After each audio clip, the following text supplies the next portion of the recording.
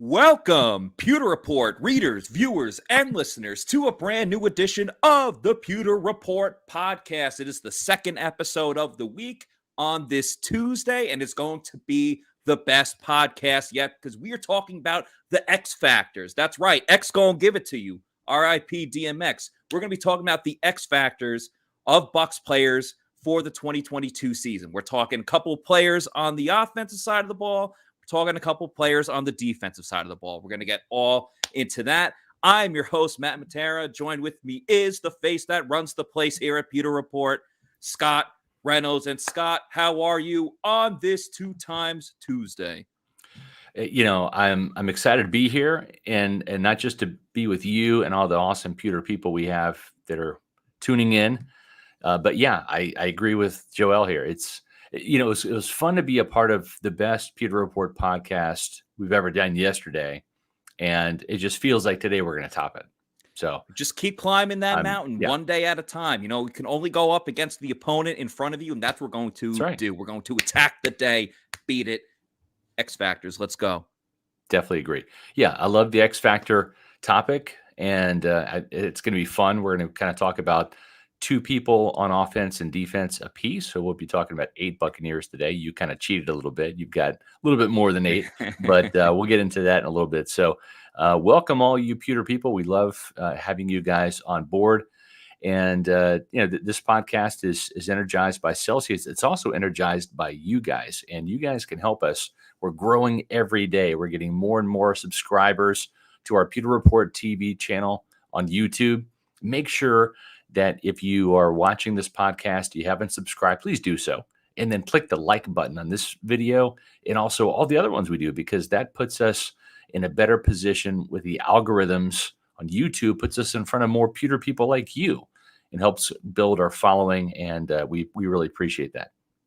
Yeah, everyone knows how it is. It's a numbers game. And the more numbers we get with subscribers, the more it helps everyone. It makes businesses want to advertise with us. It makes more people want to see the Pewter Report product. So help us help you by hitting that like button and subscribing. We're not going to go into details today, but we've had an incredible day at Pewter Report, and we have some amazing things in store for you guys when it comes to game days. Yep. That's all we're going to say right now. But if you liked the Pewter pregame show and Pewter Game Day and the Pewter Report podcast, the postgame podcast, last year, you've got a treat in store for you. So we've got some amazing things in the works. We'll talk about those in training camp as we draw closer to the season. But like we said, this is going to be the best podcast we've ever done. And we're going to be giving you all the best game experience that you have ever seen from Pewter Report coming this year. So very exciting news about that. Very, very true. I cannot wait for football season. I'm very shout out to Justin. He says, I won't lie. Game day podcasts were the best. Yes, they were, because sometimes you can't put into words. You just got to see our reactions. And, a lot of it John Lender did last year, but I was lucky enough to be on with John for a couple of these game day podcasts. The 2 games I did, awesome games. They were the Bucs Indy game where the Bucs won late in the game. Good back and forth game. Leonard, what are you doing? 30 yards down the field. The offensive lineman running with them, stride for stride. Like sometimes those big action plays, the Antoine Winfield Jr. interception, you just naturally freak out. We're human. You see awesome plays like that. The Jets game, the Bucs come back. They get that stop when Zach Wilson got stuffed. We tried to QB sneak, and maybe he'll be better this year because he's got a new vote of confidence if everyone's seen the news going around with him. But then Cyril Grayson Jr., the game-winning touchdown with mere seconds left.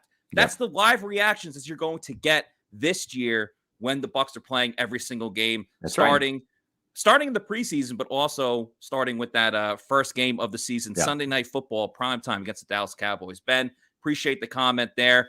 Really was an all-time game when you include Antonio Brown leaving in the middle of it. It truly was. Oh, so, Matt, I've covered this team for 27 years, and that game was up there, man. That is one of the best Bucs wins, but also one of the most eventful games I've ever been a part of. So I'll just always remember the post-game press conference. Yes. He will no longer be a Buc. It's like, all right, That's, gonna get a lot of views and clicks right there. Thanks, Bruce Arians, for Yep. making that one easy. Yeah, for sure. One thing we will say is obviously John Ledger did a fantastic job with Pewter Game Day last year, and you were on there a couple times with him. And Matt, you're going to be the host of Pewter Game Day this year, and we're going to have Paul Atwell back again for another season, providing that insight to Bruce Arians / Byron Leftwich / Tom Brady's offense that you're not going to get anywhere else. I mean, listen, Yeah. Paul Atwell knows that playbook inside and out. And I think anybody that watched along on Pewter Game Day during those Bucs games was just educated to the max about what was happening with that Bucs offense. Yeah, he's an X's and O's genius, so I'm really excited. There's so many things, and Scott, you obviously know the game inside and out.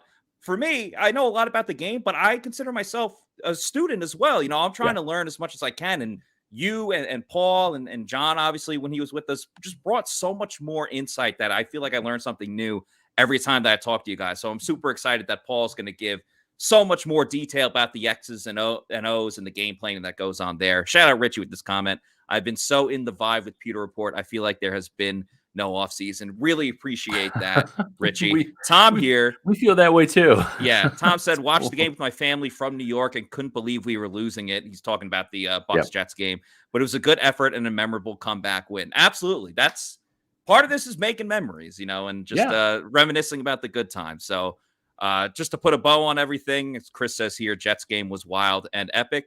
Again, a lot of great things to look forward to for this upcoming season with the live stream. So stay tuned for more information with that. And as we roll on here, Scott, we should start. Sorry, go ahead, please. I was going to say, we've got a lot of new things happening, but one of the old Buccaneer players doesn't sound like he's going to be coming back. So there was a little bit of news today. Mike Reese from ESPN covers the Patriots up there in Boston. Yeah. Has covered, just all but the last 2 years of Tom Brady and Rob Gronkowski up there in the Boston area.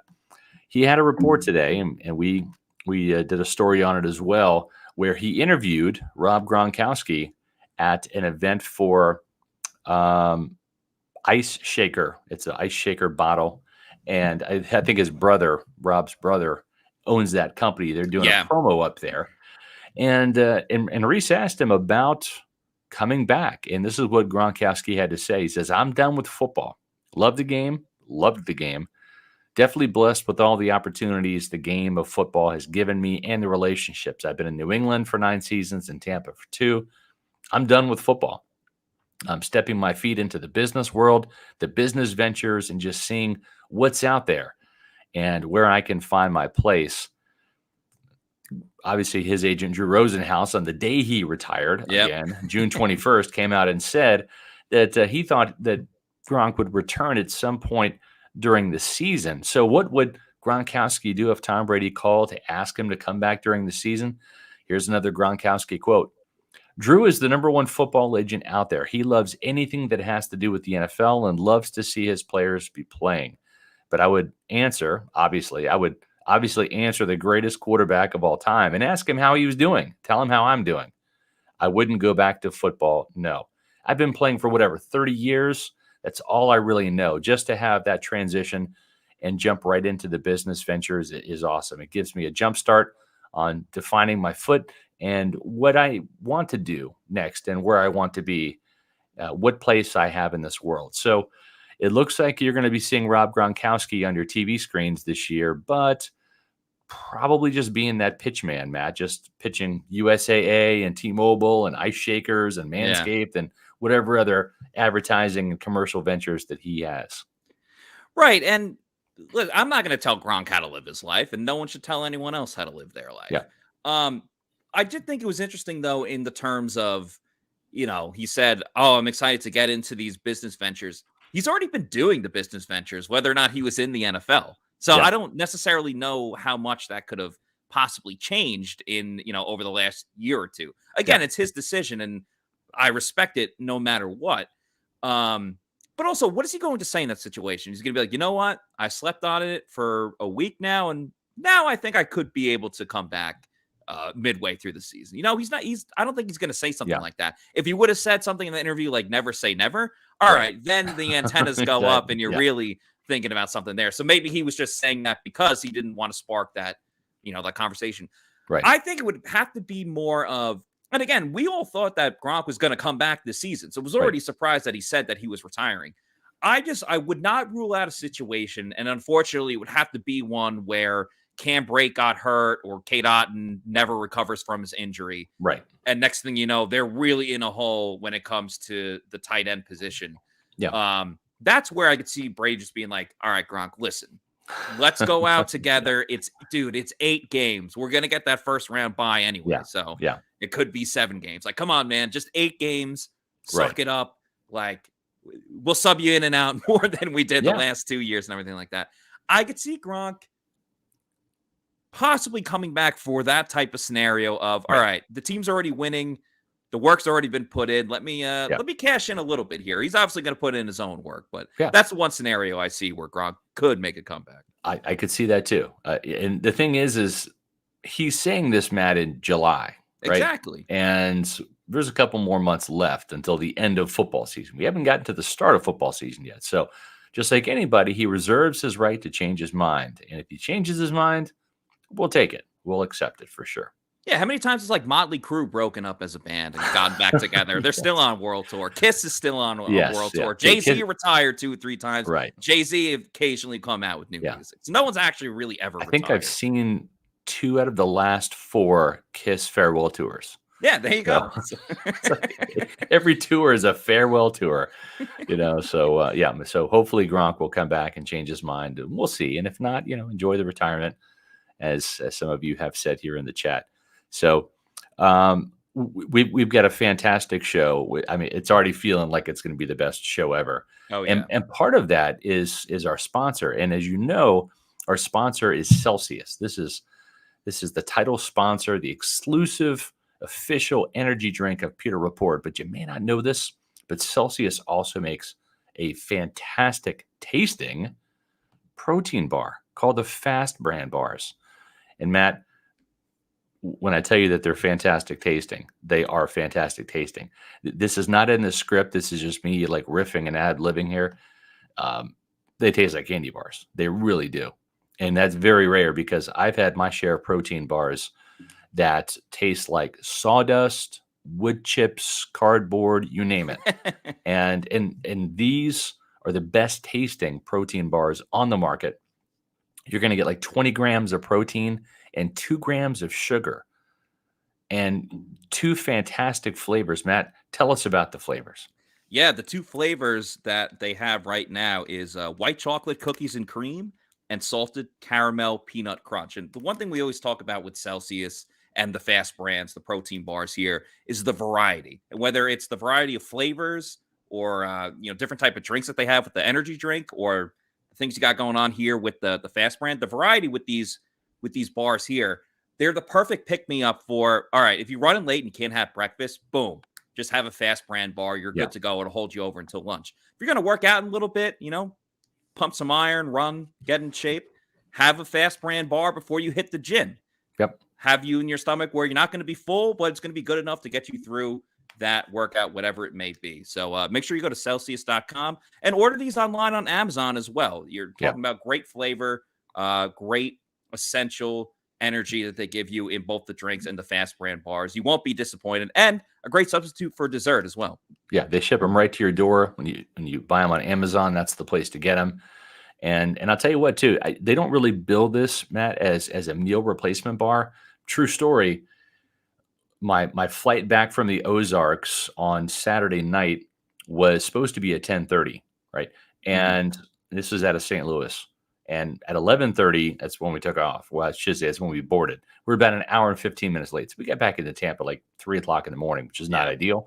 No. But, at that late at night, we're supposed to be in the air. And all the restaurants had closed in the airport. The little kiosks had closed. And so if you didn't have your food, you were going to be hungry. And I reached into my backpack and pulled out one of those Fast protein bars, and I ate it. I had the white chocolate cookies and cream. And of course, my kids are like, "Where'd you get that?" And I'm like, "I got it from a backpack." And they said, "Can I have one?" I said, "I only have one. I told you to pack your food just in case something like this happened, but you didn't. So lesson learned." And these aren't little kids. My kids are like 21 and 17. So don't feel sorry for Ellie and Logan. But no, I was munching on that at 10:30 at night, and it filled me up. It's a great protein bar. Highly recommend Fast Brand protein bars. Yeah, well said. Very overlooked is the accessibility to traveling. Just put it in your backpack and good to go. So shout out the Fast Brands and the protein bars because they are great. All right, Scott. Let's what does Joel say here? Scott in the Ozarks opening a riverboat casino. Well, if you did, you would be selling about the Celsius Fast Brand bars on there. All right, Scott. Let's get into some of these X factors that we've been starting the show with. You're a defensive guy, of course, so I think we should start on the defensive side of the ball. Sure. And everyone saw on the opening graphic, the first guy that I had on this list, or one of the first guys, and this kind of goes back to, I can't even fully take credit for it, but we had a great article on pewterreport.com. Josh Capo wrote about why Joe Tryon-Shoyinka will be an X factor this season. So the first X factor that we have here is JTS, also known as Joe Tryon-Shoyinka. And this is a huge year for him. He's obviously going to his second season. So he's got a full year under his belt of understanding the playbook, what to expect in a Todd Bowles type of defense.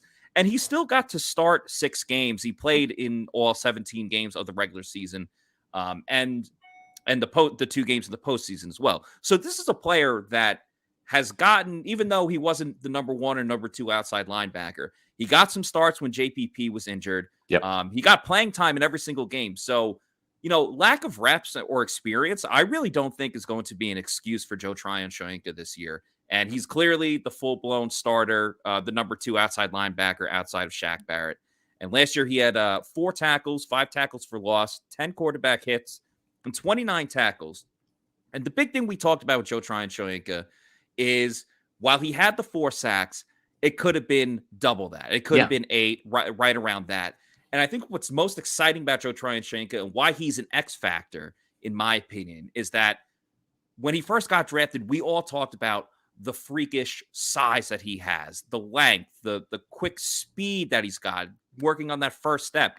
You add it all together, and it just looks like that you have a monster of an edge rusher. And we already can predict what we're going to get from Shaq Barrett because he's already been that guy for the last 3 years. But if Joe Tryon-Shoyinka, I mean, we marveled at the idea of Shaq and JPP when JPP was healthy a couple seasons ago.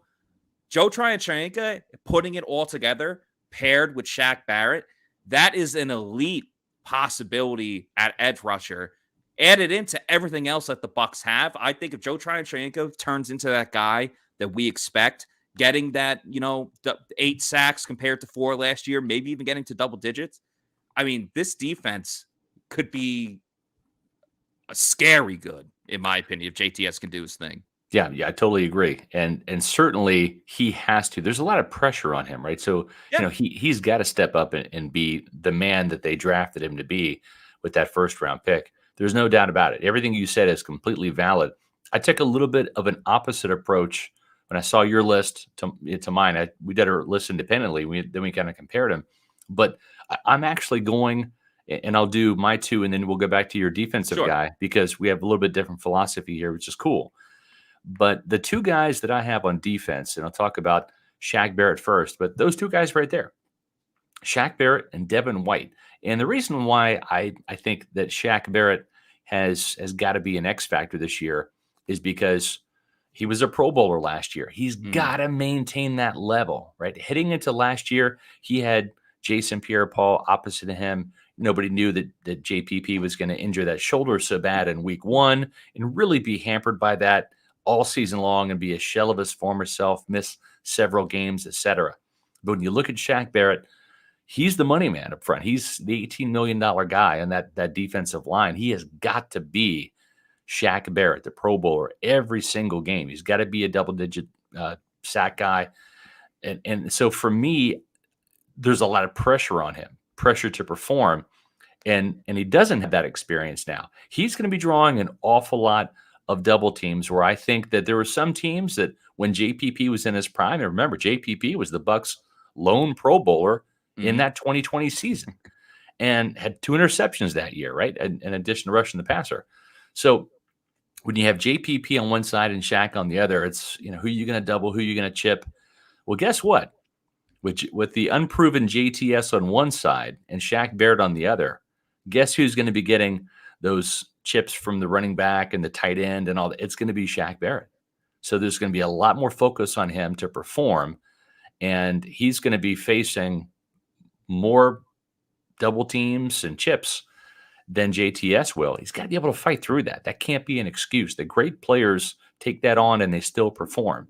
So for me, Shaq Barrett has got to be Shaq Barrett. He can't be the guy that dipped down to 8 sacks in 2020. Not saying he's got to get 19 and a half again, but he needs to be at least 10, hopefully 12 to 14. And I think, too, what you're saying about JTS has got to take advantage of those one-on-ones and take advantage of all the attention that Shaq's going to be getting and create that balance and say, okay, fine. So Shaq gets doubled and chipped. JTS has got to come through with a 2 or 3 sack game at some point to swing the balance and say, well, shoot, we can't be putting all this attention on Shaq every single play. We got to pick and choose who we're going to double now, right? That's the optimum situation. Have those bookend pass rushers. So I think early on, Shaq's got to stand and deliver, even though he's got the spotlight on him. And then the other guy, of course, is Devin White. He's not making $18 million a year yet, but he's in line for that if he keeps performing and has a better year. The interesting thing about Shaq Barrett is last year was actually his highest year in Tampa Bay in terms of his PFF grade. He was at 82.9. And then in the Super Bowl season, Shaq had a 70.7. And even in that year where he was a Pro Bowler for the first time, 19 and a half sacks, he only had a 77.7 grade. Well, PFF does not like Devin White. They don't like this guy at all. He misses a lot of tackles and does not shed blocks very well. And he made the Pro Bowl last year. I don't think he really deserved the Pro Bowl per se. But if you look at Devin White's PFF grades, and again, it's not the holy grail, but as a rookie, he got a 51.9. And 68, 70, that's a really good number, just to put that in perspective. So when you look at Shaq Barrett, 77.7 in 19, 70.7 in 2020, 82.9. I mean, those are really good grades. For Devin White, not so much. 51.9 as a rookie, 43.4 in the Super Bowl year, and a 36.2 grade, one of the lowest graded Buccaneers last year. And this guy is capable of being so much more, Matt. Here you see him missing a sack. This is a miss. This was not a sack against the Giants. And Daniel Jones here. So he had the opportunity. We talked about the missed sacks by JTS. Devin White had, I think, 3.5 sacks last year after having 9 the season before. And listen, Larry Foote says 9 sacks, that's the outlier. That's not what you can realistically expect from Devin White every year. Okay, that's fine. But I can count on my hand at least 4 point-blank sacks where he comes screaming in the A-gap.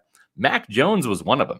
Mac Jones is not mobile, folks, right? Yeah, Tom Brady's quicker than Mac Jones. Yeah, so Devin White's got to do a better job of slowing down, coming in under control, still playing fast, but playing under control, doing a better job of shedding blocks, being more anticipatory in pass coverage, and doing those things. He's got the C on his chest. He's got to be able to be that Pro Bowl Devin White, the guy that we all feel good about. You know what? Devin White's going to the Pro Bowl this year. And you know what? He earned it. That's the guy he's got to be. We need an X-Factor season from Devin White. Matt, who's your other defensive player? I will get to that in a second. I just want to say 2 really great points that you just made there with Devin White and Shaq Barrett, especially with both. Devin White I'll start with because that's who you just finished with. I think this will be the biggest year for him in terms of classroom version of Devin White. And he talked about it a lot, just how he's learning the game differently. He's understanding differently.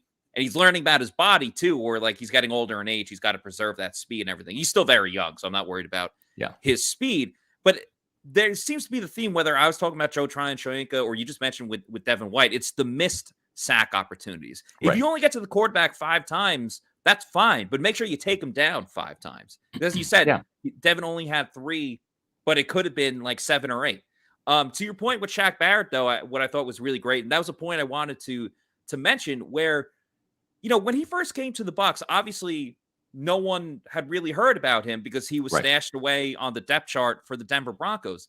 So he exploded onto the scene with the 19.5 sacks and breaking the Bucs record and leading the NFL in sacks.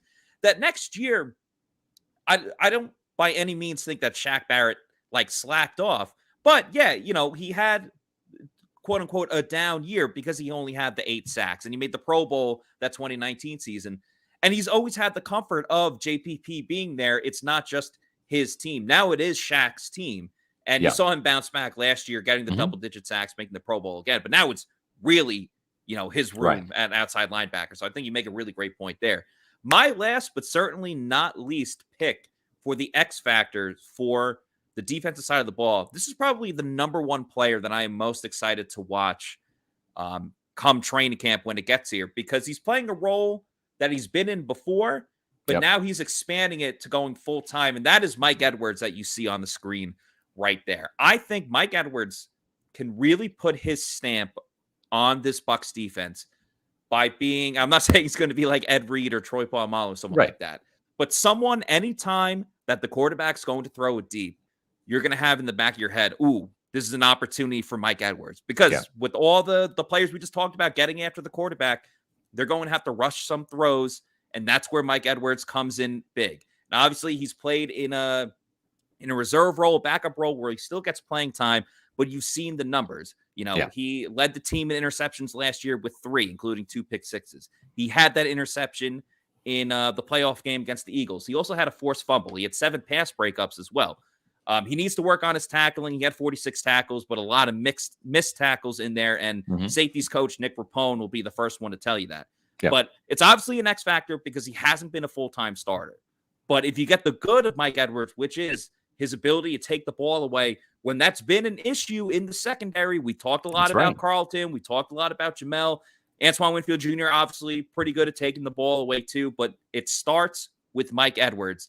And if he can adjust to playing full-time, if he can work a little bit better at stopping the run, I'm not asking him to be Jordan Whitehead, but if he brings that takeaway ability that he has, I think teams are going to be scared to go deep against the Bucs. And I think the Bucs defense is going to be a fantastic draft pick for fantasy football, because you're going to get the sack numbers and you're going to get a lot more turnovers than you did last season, because Mike Edwards is going to be back there the whole time. I just got to apologize for this shoddy craftsmanship here. I didn't crop this photo properly, so I just want to apologize for that.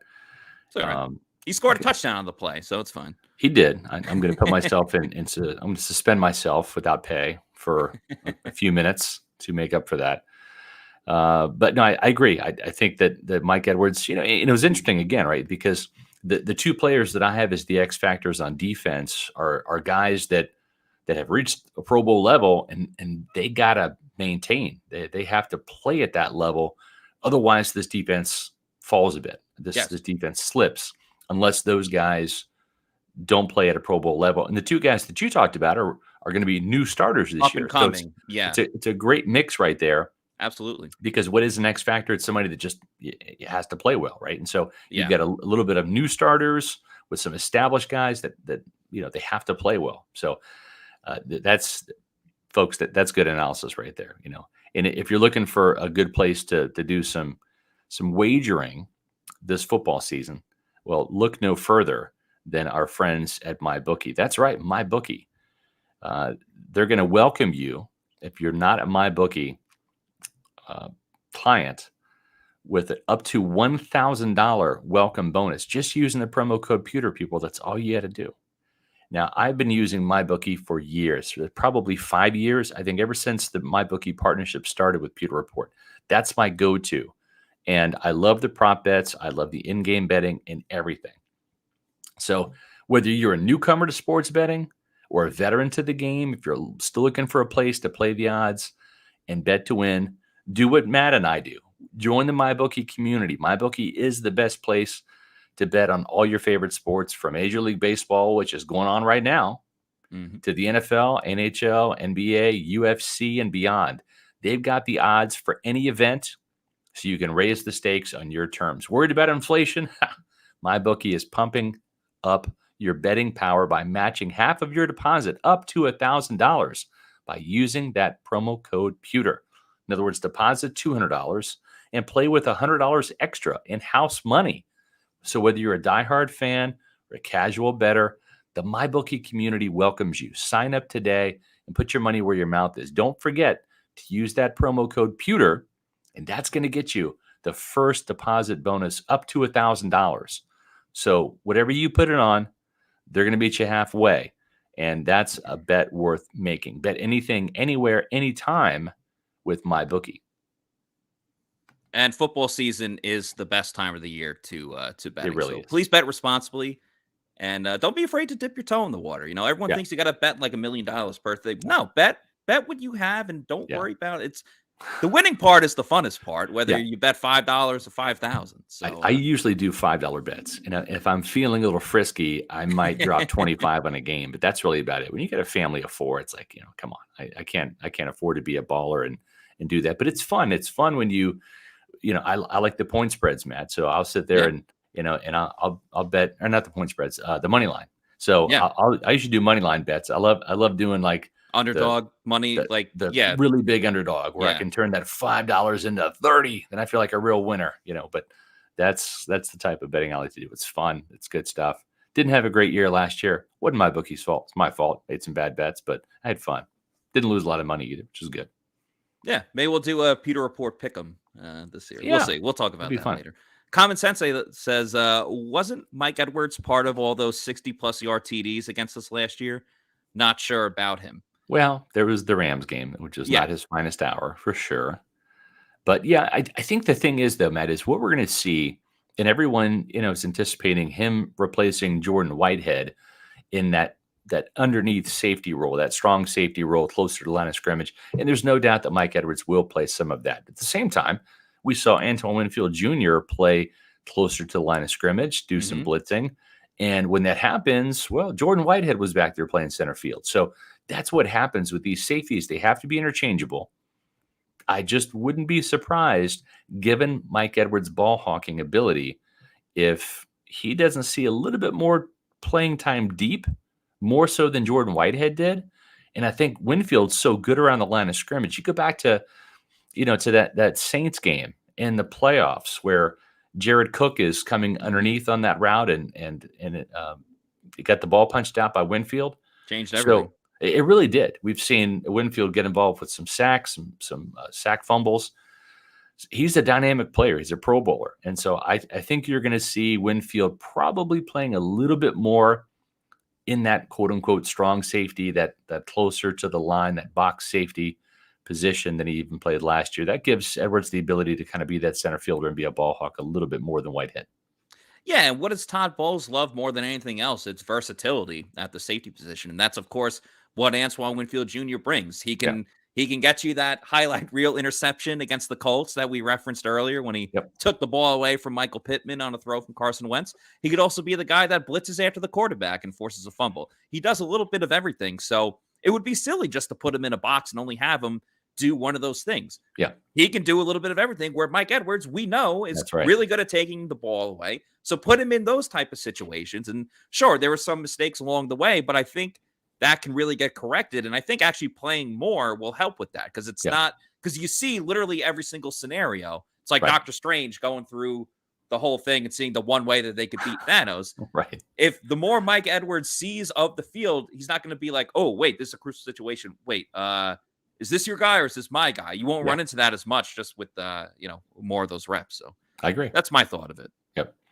So I'll start with one of my guys. We'll kind of go back and forth here for the offensive X factors for this year. And again, I kind of stuck with some established veterans, and you kind of went with potential newcomers, and one of those is a newcomer for sure. Yeah.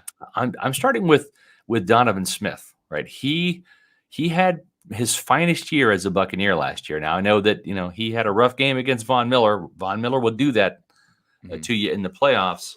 Keep in mind too, the Bucs did not do a good job of running the ball in either of those Rams games. So when you become predictable, when you become one-dimensional, And granted, the Bucs love to throw the ball, but you want to be able to throw it when you want to throw it and run it when you want to run it. And the Bucs could not run it when they wanted to run it last year. And that hurt, especially against the Rams and the Saints. Donovan Smith, I looked up some of his statistics because, offensive linemen, they don't have a lot of statistics. Right. But I checked out Pro Football Focus. Again, not the Holy Grail, but we're going to use this as a measuring stick. Let's go back to his to 2017. Didn't go all the way back to 2015, but 2017. 9 penalties, 7 sacks. That kind of sounded like Donovan Smith, right? 64.9 grade. Then the next year, 2018, still in the dirt cutter era here. 7 penalties, 8 sacks. Matt, that kind of sounds like old Donovan Smith, right? Yeah. 66.4 grade, just a little bit better. The next year, Bruce Arians comes to town. Byron Leftwich, the OC, new offensive line coaches, Harold Goodwin, Joe Gilbert. 9 penalties, 6 sacks. So, a couple sacks fewer. Penalties still a little bit of a concern. And that was in 2019. But the PFF grade goes up to 70.4. Again, 68 to 70. That's good. That's average. In the Super Bowl season, 11 penalties. That's a lot. 6 sacks. Again, not 8 like it was a couple of years prior, but 6 sacks. 71.8 grade. Right? We saw Donovan Smith, when Tom Brady got here in 2020, start to kind of turn the corner, take things a little bit more seriously, get more locked in. You didn't have those plays where he just would kind of coast or take a play off, right, at the most inopportune time. Well, Matt, I went back and looked. Donovan Smith, he did have 8 penalties last year. He gave up 1 sack. That's a career low for him. And his PFF grade was 83.8. Big time jump from 71.8 to 83.8. So his trajectory has been up.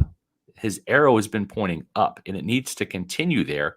He's not in a contract year yet, but he will be soon. And we are starting to see the best of Donovan Smith, and I think that needs to continue, especially with Tom Brady one more year, and he's going to be older at age 45. You don't want the old man getting hit. So I like what I saw from Donovan Smith last year. We really praised him, and he deserved it. And I don't know that he's a Pro Bowl caliber player because there's, I think, left tackles that are a little bit better than him. But I'd say he's upper echelon, and I think he's earning that money. He's earning the recognition. And to give up 1 sack in an entire season, that's damn good. Upper echelon is a very good word because that's exactly what Donovan Smith is. And it does feel like, especially since Brady got into town, Donovan is a player that's motivated by greatness. We all talk about how Tom Brady wants to, he lifts everyone up around him because it's like, oh, we're playing with Tom Brady. We gotta make sure everything is good to go and everything's perfect with Tom Brady. But we've seen with Donovan that was the knock on him of, oh, he might take a play or two off and some of the penalties. But as you just charted out, that's all decreased year by year. So that's a positive for him. And I mean, I've seen it too, just with Donovan, and he's always been like that guy that you can rely on in terms of he's an Iron Man. He doesn't miss games, and he's still working at it here. I mean, we've seen in the offseason already, he was working out with Chandler Jones, one of the best edge rushers in the game. They were working together. Obviously, I would imagine comparing notes and sharing some secrets and stuff like that.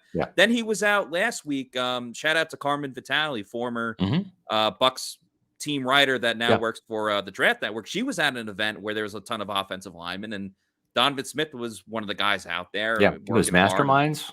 Some along those lines. Ryan Jensen. Jensen was there too, and even Donovan's back, like working out again. Like now that he's back in town, it's just a guy that has really figured out what works for him. Everyone has different things to find motivation and success. And it seems like Donovan has really found that. And one thing I do want to see with the Bucs offensive line in particular, I think Donovan is great when they move him out, whether he's pulling or, they run a play to his side. He's able to, get his feet moving and get to that second level. Donovan Smith has some of the best, like, highlight package, like, decletion of defenders around him. And I think the Bucs overall have an extremely athletic offensive line. When you look at the tackles, whether it's Donovan Smith, Tristan Wirfs, we've obviously seen the athleticism that he has. And they've pulled Ryan Jensen at times, too. I know we'll have 2 different guards this year. But I want to see the offensive line entirely. I want to see them out in space a little bit more. I think they really do some of their best work when you get that going. I think that could only they help the love run that game. too, man. You're Donovan Smith, 340 pounds, and you're charged with blocking a cornerback. Yeah, as long as you can hit them. Those little guys move. They move out of the way pretty quickly. It's a moving target, but Yeah. you only need to get a piece of them. Just the size difference alone. That's right. I think, exactly. can make a difference. So we've got communist leader Xi Jinping from China says, I think it would be cool to see some sort of pick'em or gambling angle on the podcast next season. And I think Matt would be great at it. Well, we think so too. And we certainly have that in store. That's all we'll say right now. But yes, Matt will be handling that. Yeah, and, I appreciate it. Had betting the Bucs last year that I like to do, and maybe we'll bring it into a video form for the season. So definitely appreciate the kind words. I guess it's my turn to pick an offensive player now, and I'm going to be talking about a guy that the offense is going to be blocking for, friend of the program, recent friend of the program, and that is Rachaad White, the running back that the Bucs picked in the 3rd round out of Arizona State. Partially, he's an X factor, of course, because we haven't seen him play in the NFL yet. So a lot of this has to do with the overall expectations of what we want him to be. But I think if you look at the rest of the offense for the Bucs, there's no concern about Mike Evans. There's obviously a lot of questions with Chris Godwin. We'll get to that in a little bit. Russell Gage, excited to see. You could easily pick Russell Gage as your guy, but I really think with Rachaad White, he's going to bring another element. We've seen the Bucs having a receiving running back. Leonard Fournette obviously was that guy last year with 69 receptions, 3rd most among running backs. But I really want to see Rachaad White, and it goes back to the conversation that you had with him, Scott. He's been getting the Deebo Samuel comparisons. You asked him bluntly of, do you expect to line up outside? I want to see how creative the Bucs get with him in this offense. Will they line up Leonard and Rachaad together in the backfield? Will he line up as a wide receiver? I think the Bucs can get super creative with Rachaad White in the passing game. I think he's probably a better receiver than Leonard Fournette. And Leonard Fournette did great things for the Bucs last year.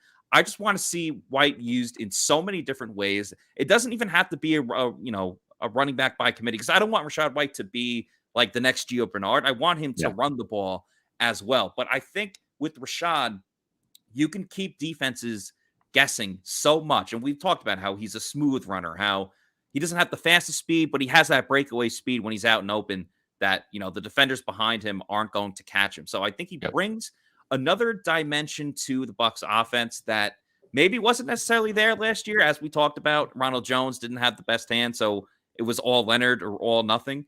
That doesn't have to be the case this year with Leonard Fournette. You have Rachaad White in here. Let him do his thing, whether it's 3rd downs, whether he takes, a series on offense. Let him just be, as he said, a playmaker. Let him be a playmaker, whether that's running, whether that's receiving. Use him. Put him in different scenarios. Put him in all these different possibilities where the defense has to game plan for everything. And when they think they've had everything on the play sheet, then they just run something different and they don't expect it. I really think Rachaad White, creativity-wise, you could do that with a couple of guys. But as I said, like Cam Brate, you know what you're going to get. Mike Evans, still a stud player.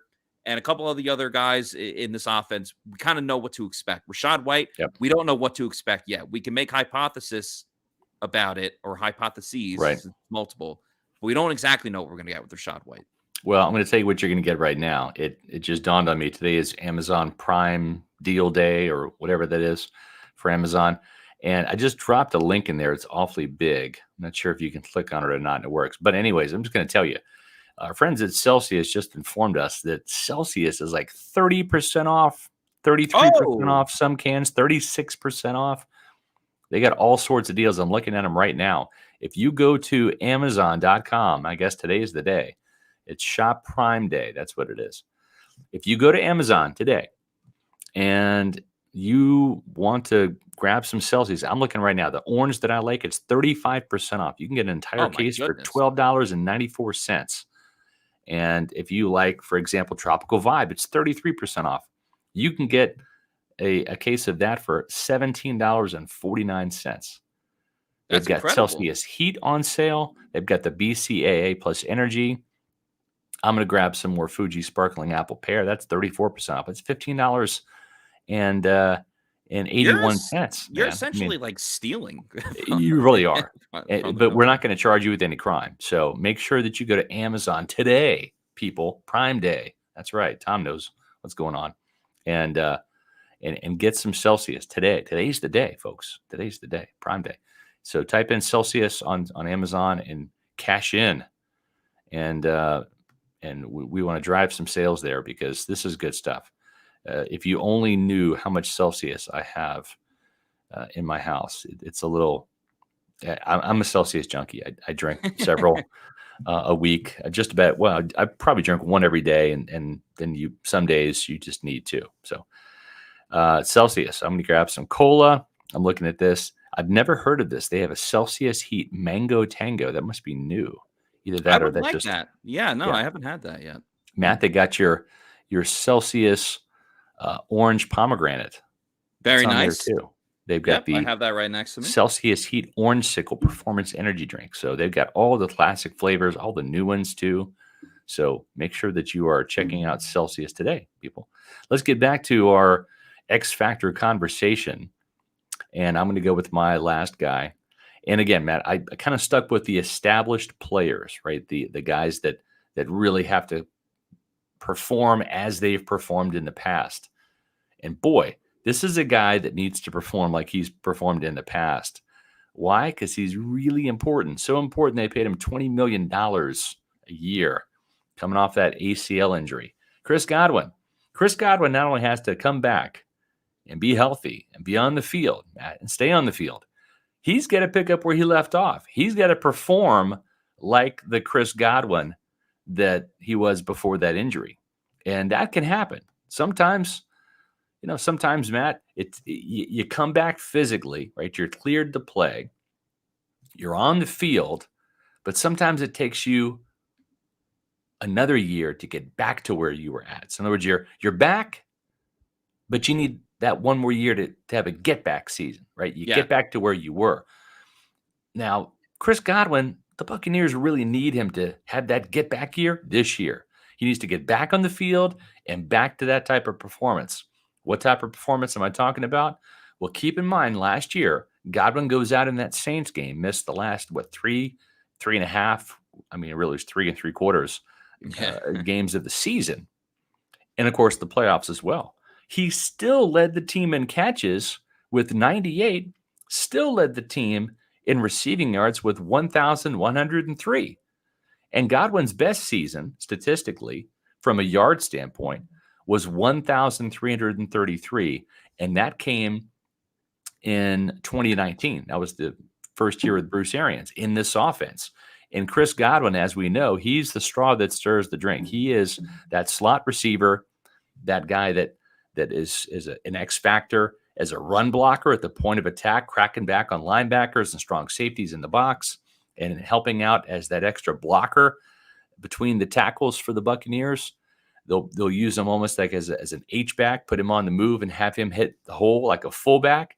Yeah. And then he's also that slot receiver that works the middle of the field. That's the hot spot in this offense. And they need Chris Godwin to have at least an 85 catch, at least 1,000 yard season next year. So he's got to come back. He's got to stay on the field. He's got to be healthy, and just can't afford to have he's back. It needs to be he's back, and he is back to where he was last year, picking up where he left off. And we talked about these PFF grades. Again, they're not the end all be all, but Chris Godwin has been on this team since 2017. These are his grades.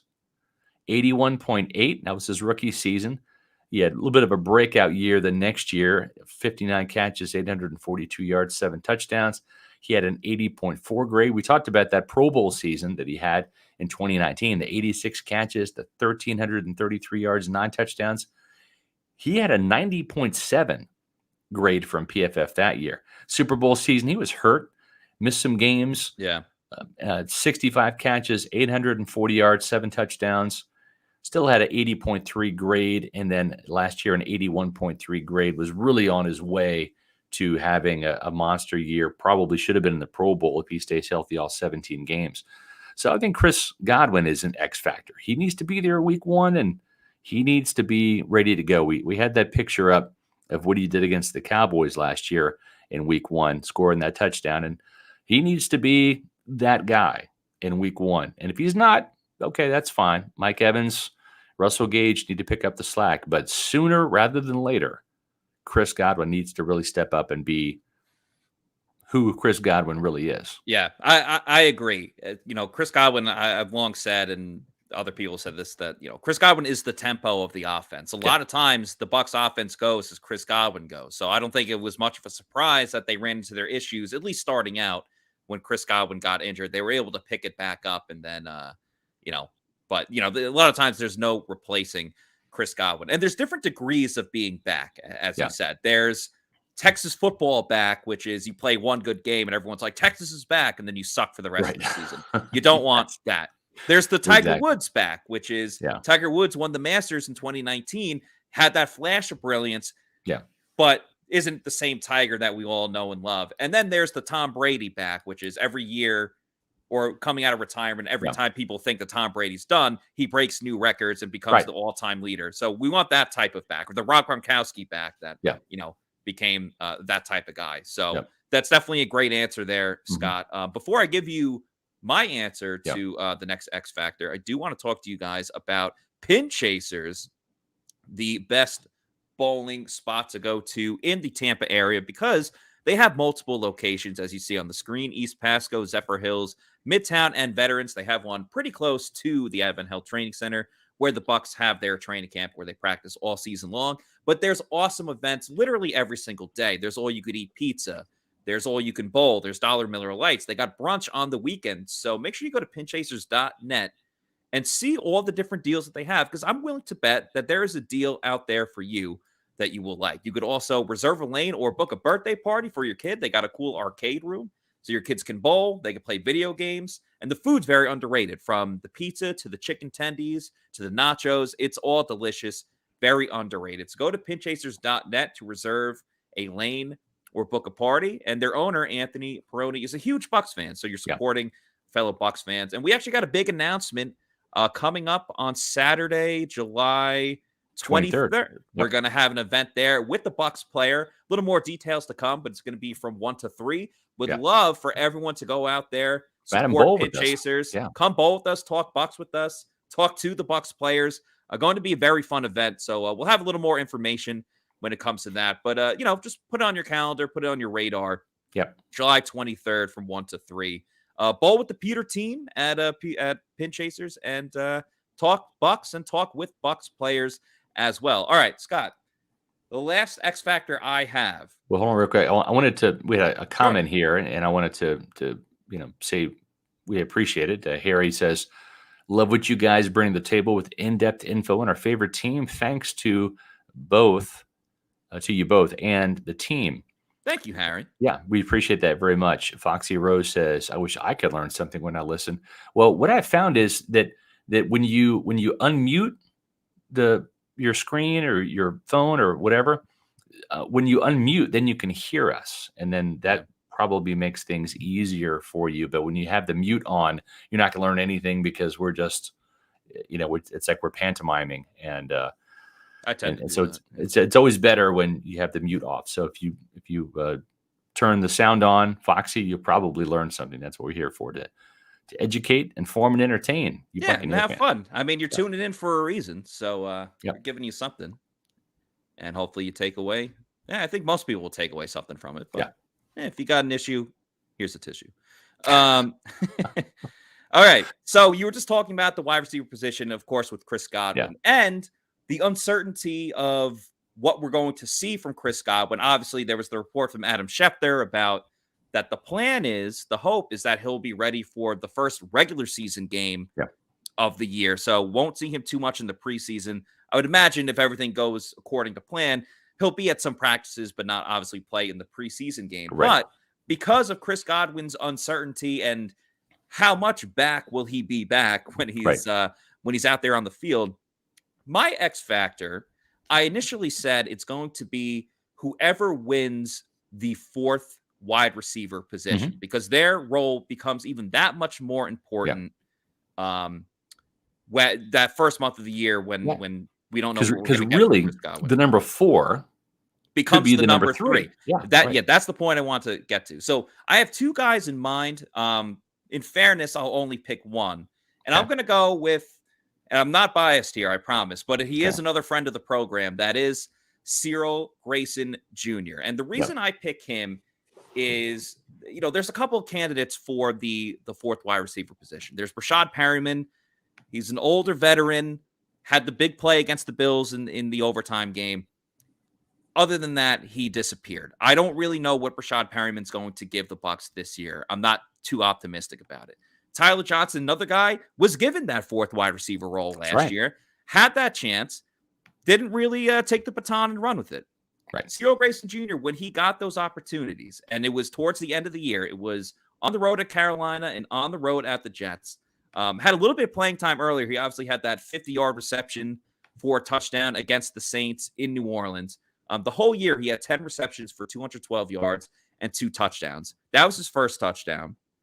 The 2 big games where he got playing time at Carolina, 3 receptions for 81 yards and 1 rush for 14 yards. And he had that huge block that sprung the touchdown for Keyshawn Vaughn on his star play. His other touchdown came against the Jets. It was the walk-off touchdown, as we alluded to earlier. 6 receptions for 81 yards and that touchdown. So we're talking about a guy that put up production those last couple games of the season. And then, unfortunately, he got hurt. He's a player that we've been waiting for. If he could put it all together, there was a long time that he was on your list and not the good list. That's right. He was on the bad list because he would get open deep and not be able to catch the ball. He's shown that he can catch the ball. He can still get open deep down the field. And I know there's competition. Jalen Darden, you can make a very great case for him being the X factor too. But I really think Cyril Grayson Jr., putting it all together, the knowledge that he has, the speed that he has, building chemistry a little bit with Tom Brady already. And you talk about Leonard Fournette, another LSU guy, was one of the first people to say that, it could take up to a year to build that with Tom Brady. So I think in that sense, Grayson might be ahead of someone like Jalen Darden when it comes to building that chemistry with him. So I really have Cyril Grayson as my X factor because if he can win that number 4 job, he becomes that much more important. In that first month where Russell Gage becomes that number 2. But the Bucs showed last year they still need that third receiver. They still need that third option, especially now with Gronk not being there. I think Grayson can be the guy. A lot of people will say Jalen Darden, but Jalen Darden didn't even get the reps at receiver. He didn't get the reps at receiver that Cyril did when they were both in that same situation. Darden only got it when it came to absolute garbage time. The other guy that I think could be in the running for that fourth receiver outside of Jalen Darden would be Scotty Miller. And Scotty Miller, I think you could throw away a majority of last season because he had that turf toe injury, was very limited. But the little success that Scotty Miller had, was in punt coverage. He had that big play in Indy. So he's carving out a niche there to at least actually forced 2 fumbles. Forced one in Indy and then forced one against the Eagles as a gunner too. So he's probably like an impact player. Put him on special teams as a gunner. He can make the team in that sense. We know he can go down the field. But what we saw in OTAs was that he was starting to make the grimy catches that we've wanted Scotty Miller to make. Unfortunately, for whatever injury he had, he didn't participate in training camp and in a mini camp. So if he's healthy for training camp, I think it's just a matter of stay healthy. He has to stay healthy, and he has to prove that he can make those catches in training camp, in preseason, and in joint practices, and not just in OTAs. If he can do that, I was really impressed with what I saw from Scotty in OTAs, but that's why it's OTAs and not training camp. So that's right. Well, Matt, I was really impressed with our show today. If I'm being quite honest, I yesterday's show was the best in Pewter Report history, and we just topped it. And that's hard to do. It is very tough. But this X Factor thing was really tough stuff, and we nailed it, I think. So that's good stuff. So we got the communist Chinese leader again, Xi Jinping. Grayson is my favorite among the young wide receivers ever since the Doink play.